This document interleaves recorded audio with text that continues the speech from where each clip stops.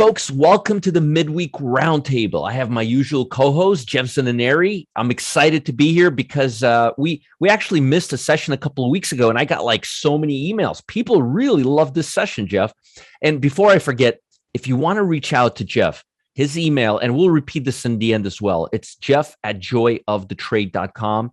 If you want to check out what Jeff has in store, Jeff has some amazing strategies that have a very good risk to reward profile. All you've got to do is go to 𝗧𝗴𝗀_𝗀.com and you'll find Jeff there, or just go to Joy of the Trade, one or the other, joyofthetrade.com or 𝗧𝗴𝗀_𝗀.com. 𝗧𝗴𝗀 at Jeff@joyofthetrade.com. Jeff, how are you doing today? I'm well, Roger. How are you? Pretty good. This week is going by so fast. It's Wednesday already. It's like I'm just, biding time, man, waiting for Jay Powell to open up at Jackson Hole and say nothing. Just kidding. I know he's going to say nothing. Well, and I guess this is a good place as start as any. We had durable goods came out. They came out about 36 minutes ago or so. The number was slightly, they were expected negative 0.2. They got negative 0.1. The housing markets number are steady. They're not really looking. They're kind of hovering around the highs. The bottom line is, aside from the manufacturing bottleneck that we're seeing in the supply chain, things are not looking that bad. Things are looking pretty good.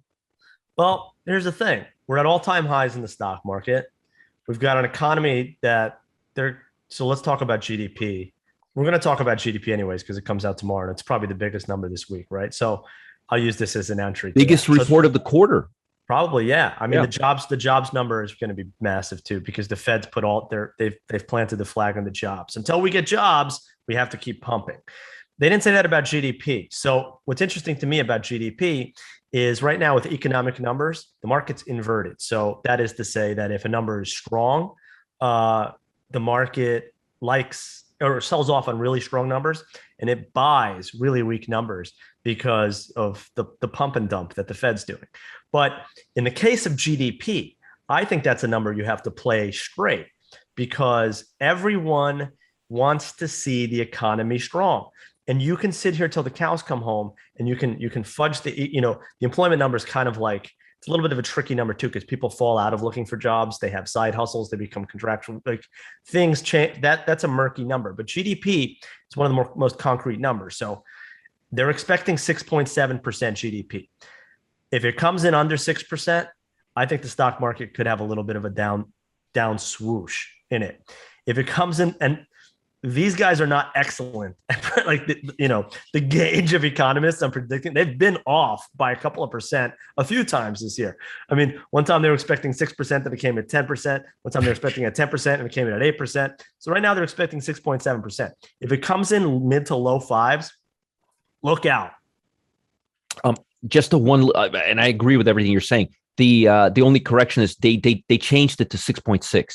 They changed the estimate. It was 6, but yeah, 6.6. But I was just looking at it while you were talking, so I know. But yeah, 6.6. That's not gonna. No, that's not gonna. If they're within 0.1, I'll send you $100.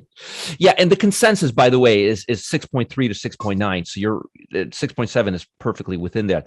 Now, last time we had 6.5. And I personally think we're going to come right at that level. I think we're going to be right in that range. Honestly, I think we're going to be somewhere between 6 and 6, somewhere between 6 and 7. I think the numbers are going to back out, because it appears everything up to this point has been moving on track. But if that happens, how does the bond market respond? We've had three lower highs, and now looks like we're cooling off, and it's been very difficult to what catalyst does the bond market have for staying at these levels if the economy keeps expanding?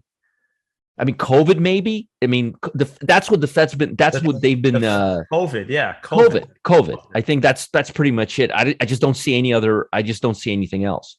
Listen, here's the dual-edged sword, right? If you get a hot GDP number, which is on the other side of that, if it comes in hot, or I think in line would be hot. So if it comes in 6.5 or above to 7%, I would say that you would see bond yields. So right now the 10 years around 1.3. It went all the way down as 115. It's been as high as 150 in the past couple of months. I think you get 10 basis points to the upside almost instantaneously. Right. Come in hot. I think we're back at 1.4, 1.5. Right. And I think that might put some pressure on tech. So a couple of the different scenarios of the GDP. The best thing for the stock market, the best thing would be in line, very strong or very weak. And I think you'll have some action. Yeah, I agree, especially with the lack of liquidity right now, because right now you still have and a lot of traders don't realize this. They think that the kids go back to school, people go back to the stock market. Doesn't really quite work that way. We have a good 2 to 3 week period of disjointment. And I don't really see anything starting till after Labor Day. That's been the benchmark. That's the official kickoff. Right. And even then, as you know, it takes. Even then, it's not an instant light switch going on. But by like late September, early October. Yeah. Oh yeah. It doesn't feel like summer, and there's heavy volume. No. And there's historically the highest volatility of the year. You took the words literally. I was just about to say October's you and I love that. Yeah. I mean, I'm a trader. I look for action. I'm not an investor. I'm a trader. And people get these things confused all the time. They're like, well, the stock market's up 15%. Stocks go up 20 basis points every single day. And I'm like, yeah, that's crap. I hate that. And they're like, wait, why? And I'm like, because I want big moves, because I trade the moves. So let me switch topic just slightly, and not too much, because obviously everything I'm talking about today has a lot to do with the bond market. And this is sort of a delicate, sort of politically gyrated topic. I think you already know what I'm going to talk about. I'll be as delicate as I possibly can be. Afghanistan. Yeah. That's a serious topic. It was my wife's birthday yesterday, and my parents came over, and my father and I, we haven't really had a chance to sit down and talk about all of this.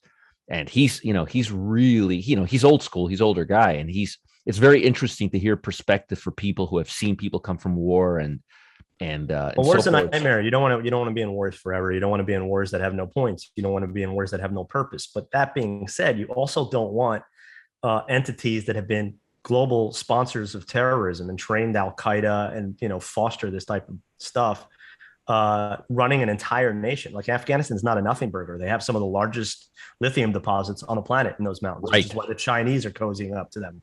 Furthermore, you don't want the United States, which is like really this, there's a couple of us, but I mean, since the Soviet collapsed, we've been kind of like the power vacuum in the world. You don't want the United States' foreign policy persona to be one of ambivalence, one of weakness, one of non-decisiveness. And I think that all kind of happened in one fell swoop. And I think there's going to be shoes that fall from that. Yes. And this whole thing with Biden trying to negotiate with his job approval rating, it looks like the lumber chart. It's like, it's like going straight down into the dirt nap. And, politics aside, partisan politics aside, I don't think any Americans want to see a flip-flopping, weakish U.S. president, specifically when it comes to American lives. Leaving people in like a perilous situation that, didn't need to be put in that spot, because you could still leave the country, but you could do it in a much more decisive, orderly fashion. And you can instill like certain institutions that stay strong and a foundation for it. And it's just disappointing. But that being said, life is fluid and mistakes can be rectified, but I don't like the path we're going down. And I do expect other geopolitical shoes to drop for the U.S., for international trade, as it relates to the economy, as it relates to the stock market. And I'm always calibrating that for my own portfolio, for my own trading, exposure to different countries, exposure to, revenue necessity for certain places. And I think if people don't do that, they're really running a big mistake. I mean, if you look, I know you know this, but not a lot of people know this. If you've been in the EEM for the last 10 years, you've made zero money, while the US has been up 300%. And so why is that? Because the risks have exploded in a lot of these other places, while the growth, which in the early 2000s was explosive with less risk, has subsided. So you have to know where your money's at. You have to know where the risks are at. And that's all I'm going to say on that. But if you want to be a trader like you and I are, that offers incredible opportunities to take advantage of these dislocations. Right, and that's kind of where I'm going. I don't mean to stick you with a political discussion because everybody's got different political beliefs and so forth. And I mean politics and trading, they don't really. I think I answered it in a way that you did absolutely, being absolutely. a money manager, like I have a lot of friends across both sides of the aisles that are very serious people that run large portfolios, and they're all brilliant. None of them are stupid people. They have different backgrounds and cultures and value systems that have led them to being who they are and politically why they are who they are. But I, as a person, I always respect people based on who they are as their character, and then the power of their intellect professionally. Of course, so of course. If you can't have these kind of conversations without of course, them respectful and like how it would affect this and that, then I think you're doing it wrong personally. Agreed. I personally think that this may cause a spike in volatility like we haven't seen in a while. I think we're going to see a lot more instability, and I think we may see an upside. And that's actually the reason I brought it up. I kind of want to talk about the impact of it into the stock market. One thing that I'm really upset about is that this gave the Chinese an opportunity because we're leaving a lot of our weapons there. And now the Chinese, as you said, I don't want to misquote you, but something you said, cozy up or something to that effect. Cozying up. They're siding. That's exactly. They're supporting the Taliban. Exactly. Openly. Yes. They're like the only large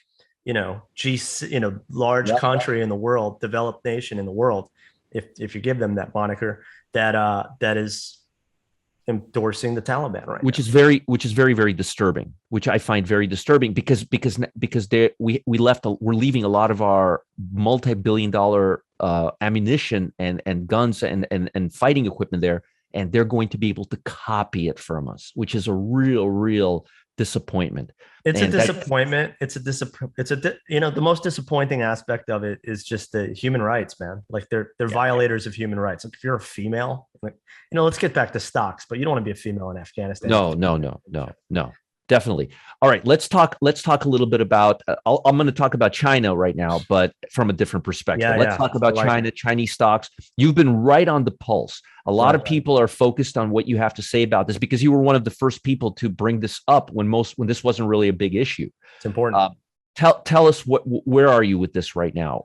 Reaction of the stocks. I mean, there's been a lot of stocks ripped yesterday. They've been down, like pounded all the way down. These stocks are down 40-50% this year. While the Nasdaq's up 16%, S&P's up 17%.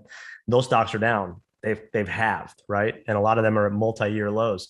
And so we saw what happens in assets when things get stretched. We saw dip buyers come in, do a great flip. And there could be a little bit more upside on it, but invariably, I think the fundamentals haven't changed one bit. I think the Communist Party of China is sticking it to their own companies. I think they don't want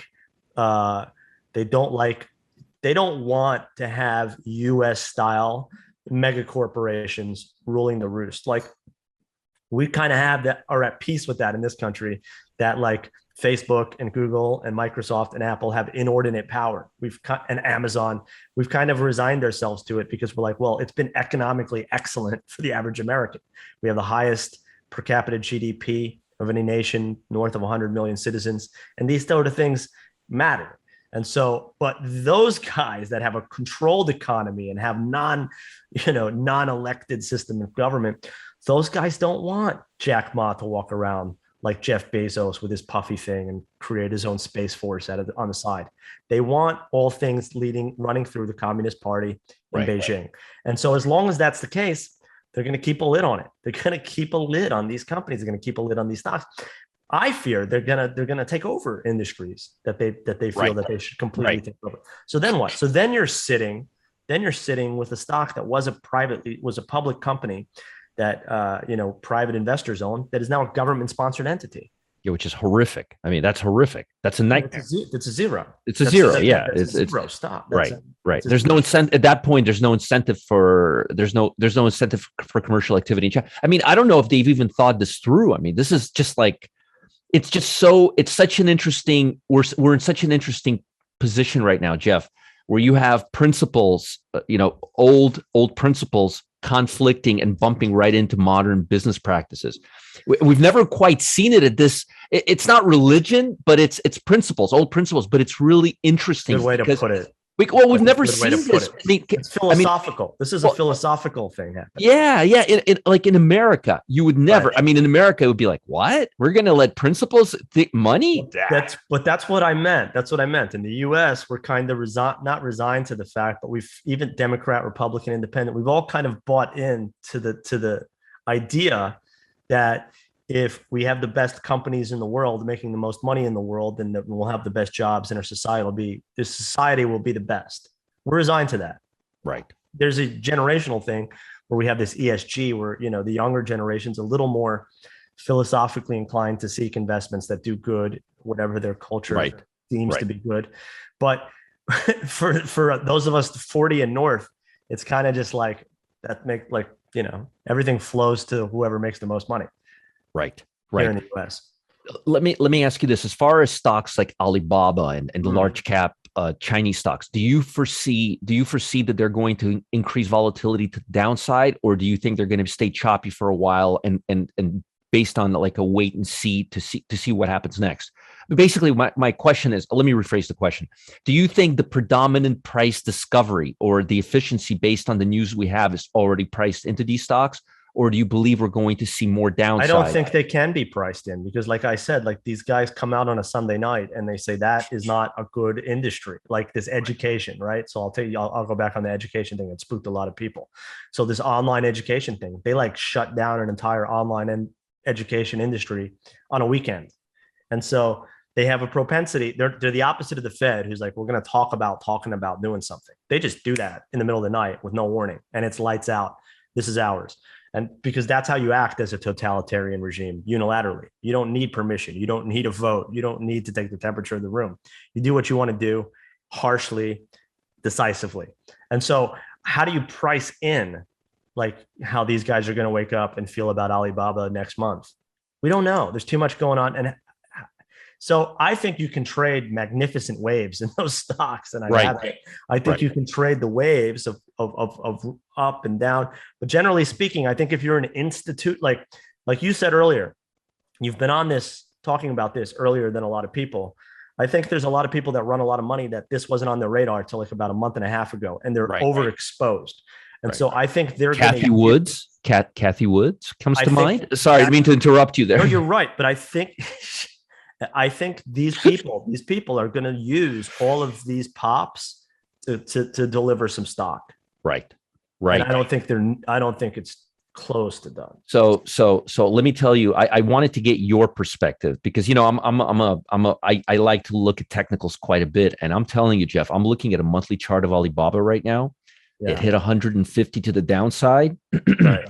That's the neckline right now. I'm not kidding. If this thing breaks just a little bit more, it can easily go to the $99 level. Easily. That's why I love talking to you, Roger, because you're such a technician. And what people don't understand about stocks is that they, just like stocks move crazily on the upside more than you expect them to, the sell-off can be just as like eye-opening and shocking in stocks. 3 times worse. 3 times worse on statistically, 3 times worse on average. A stock drops 3 times faster than it goes up. This is not my theory. Exactly. And they overshoot. They move in a way that is shocking. They go to price levels that you didn't think was possible. And do you know why, Jeff? Because fear is a stronger emotion than greed. It's just that simple. It's just that simple.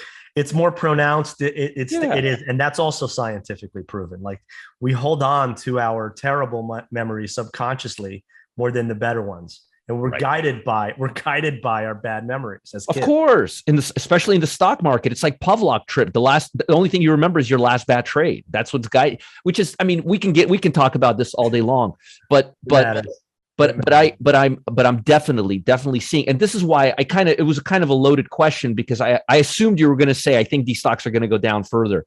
And you kind of did. I mean, there's no way to ascertain. I think they can go higher.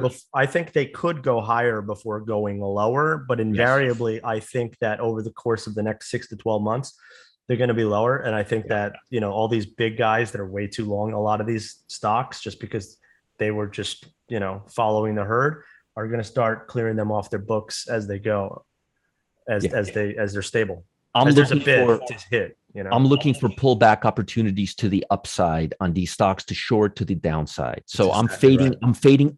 Excuse me. I'm trend following it by buying pullbacks to the upside against the main trend to the downside. Yeah. But I love the volatility in these stocks, and I do think they're going to continue. And I think it's a great way to diversify your exposure right now in light of the volatility that the market will probably be. I want to flip it on you. I'm going to flip the script on you. So, and I just want to hear where you're at. Really, I want to pick your brain on this because I'm looking at it from a number standpoint. So you think volatility is going to pick up just as I do? Big time. Where do you give me a range on the VIX for September? Where do you think? Let me take a quick look. Let me just look at it while I have. Yeah, I'm looking at it right now. Totally useful. This is selfish for me. We're at 17. Well, right now we're at 17. We're at 17.2. I think that we can easily, as we head into October, I think we'll be around 30. I love it. I think you're right. I think that I think the downside of it is probably 2 points, like 15, and the upside is you're being very generous. Yeah, doubling. Maybe 16 is the downside. Right. I think this is a good baseline low. This is like the low area. Yeah, I mean, look, the put the call ratio went from being oversold to overbought in 2 days. So right. I don't think if it took that fast to get us back to the upside, I think the up and the stocks are so overbought right now that I think the upside is really limited. In other words, I think the downside. Remember, folks, we're talking back inverse. So if the downside is limited, we're talking about upside or downside on VIX. So yeah, I think 16 maybe. Yeah. I think you're being very generous with maybe 15 and a half. I can't see it go below 15 and a half, Jeff.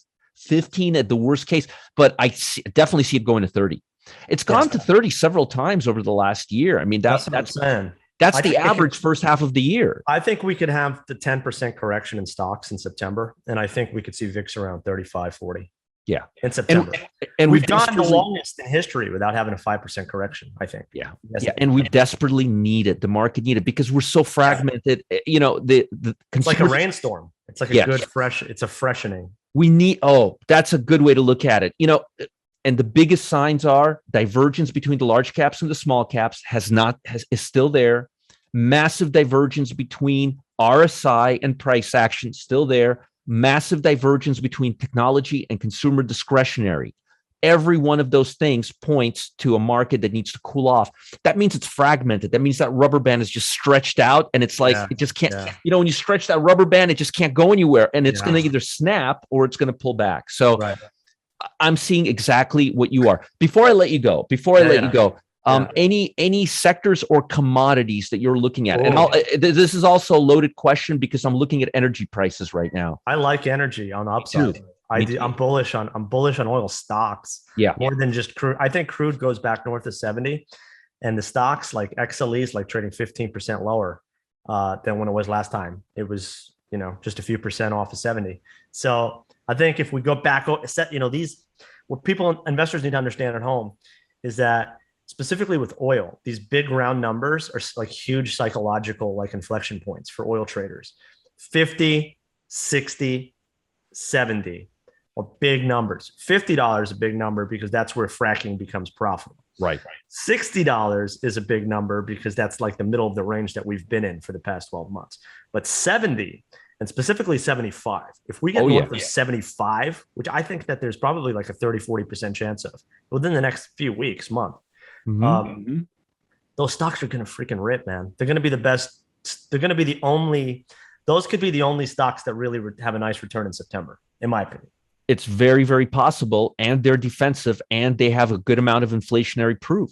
Yeah. So I'm seeing energy stocks. I'm again seeing the basic material. I know I'm getting kind of old with these basic materials, but I still think I'm with you. But they've run harder. They're more richly valued than the oil. Oil stocks are just out of favor because people are like, they don't believe the oil move. They think that like the secular trend is still like oil to zero and everything electronic.